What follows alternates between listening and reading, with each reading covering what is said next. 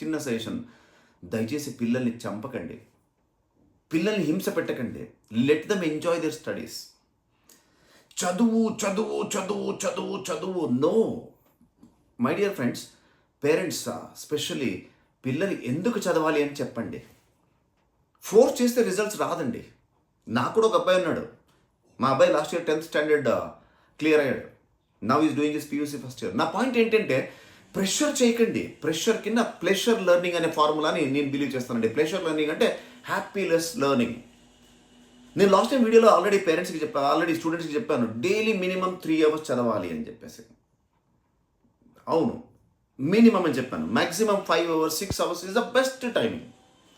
సరే, అది ఎలా అనేది కూడా లాస్ట్ టైం వీడియోలో దాన్ని ఆల్రెడీ మెన్షన్ చేస్తాను. నా పేరెంట్స్ మనం ఏం చేయాలి, నా రోల్ ఏంటి? పిల్లలకి ఫస్ట్ ఆఫ్ ఆల్ వాళ్ళకి తెలవాల్సింది చదివితే బెనిఫిట్ ఏంటి, ఎందుకు చదవాలి దాన్ని చెప్పండి. కొంతమంది ఎగ్జాంపుల్ చూపించండి చదివిన వాళ్ళని, ఊరికే ఫోర్స్ చేయకండి, హింస పెట్టకండి.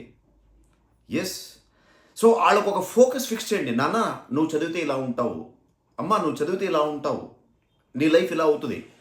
వాళ్ళలో ఒక డ్రీమ్స్ని సృష్టించండి, ఒక కలల లోకాన్ని కట్టించండి.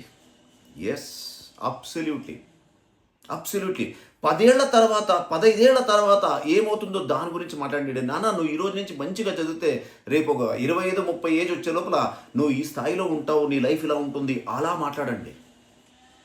ఎస్, మనం ఎంతసేపు చదువు చదువు చదువు చదువు అరే అవ్వదండి.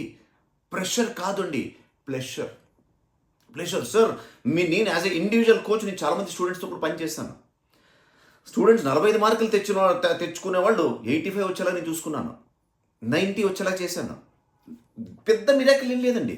వాళ్ళకి ఒక కళలని, వాళ్ళ ఒక డ్రీమ్స్ని, వాళ్ళ ఒక గోల్స్ని ఫిక్స్ చేపిస్తాను.